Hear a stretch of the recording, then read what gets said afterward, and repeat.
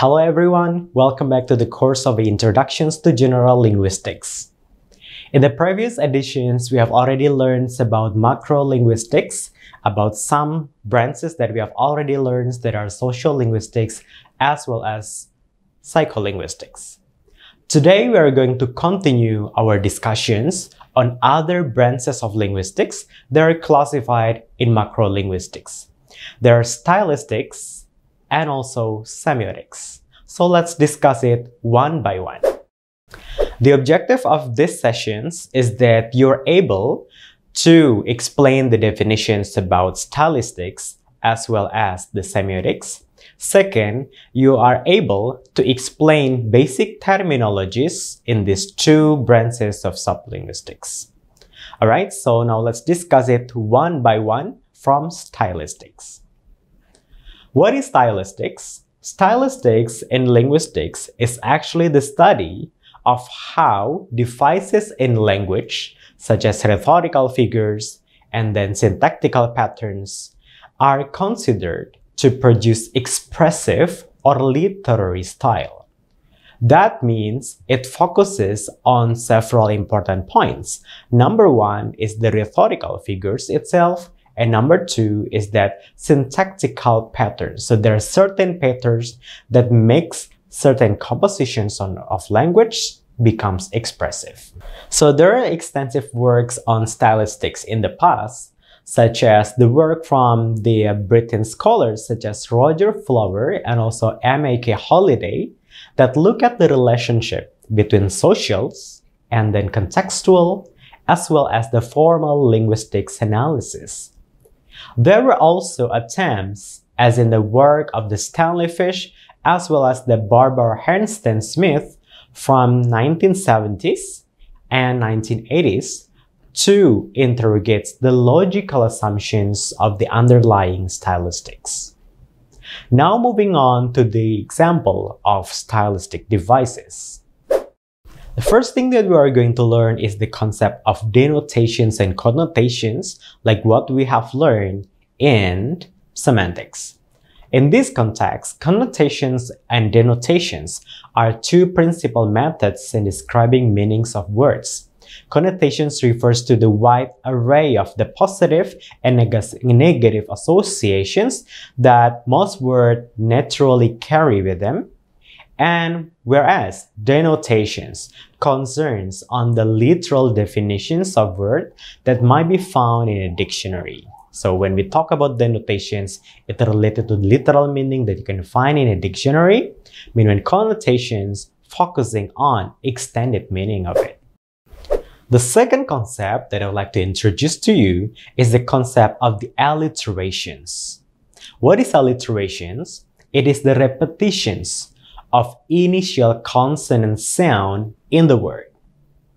For example, we have the phrases like cursing the kingdom. So we have initial k in cursing and initial k in kingdoms. So that is the repetitions of same sound k in this context. The third term is allusions. What is allusions? It is indirect reference of persons, events, or even the piece.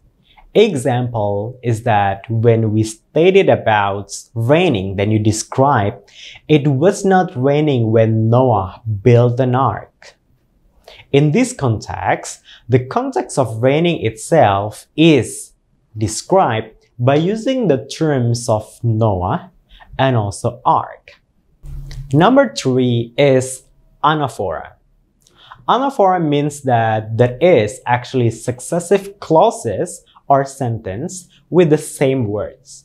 We usually find this in the context of speech. For example, when we have sequences of phrases, every citizen must uphold the value. Every immigrant must embrace the cultures and idealism.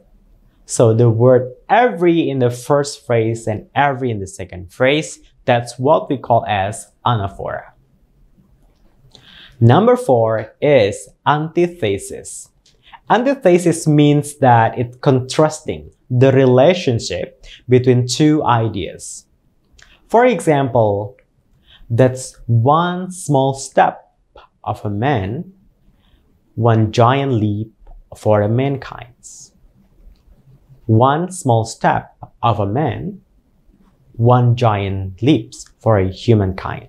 So we contradict two ideas, steps and also leap, small and also giant. So it's like contradicting two ideas. That's called antithesis.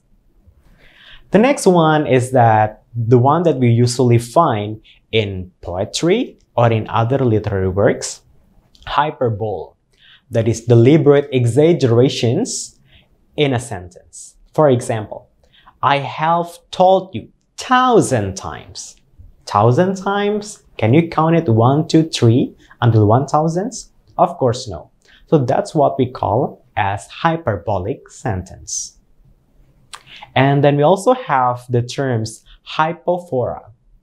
The terms hypophora is actually questions that are raised and also answered by the author.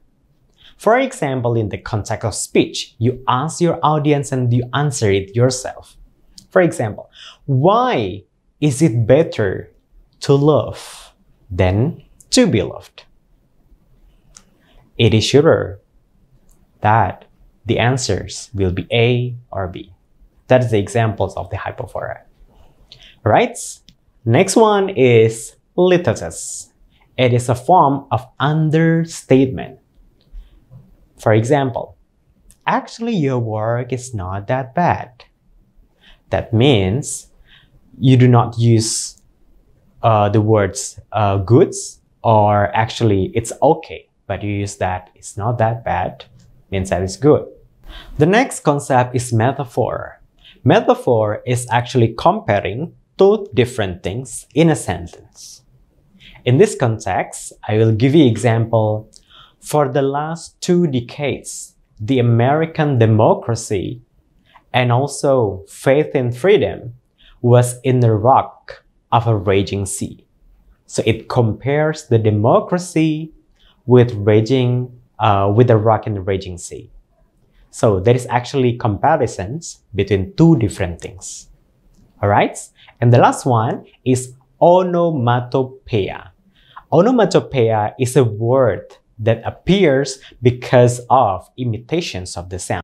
For example, is the concept of bang, the concept of bark, the dogs bark, and then the bomb bangs, and etc. Alright? So that all the basic terminology that you learn in stylistics.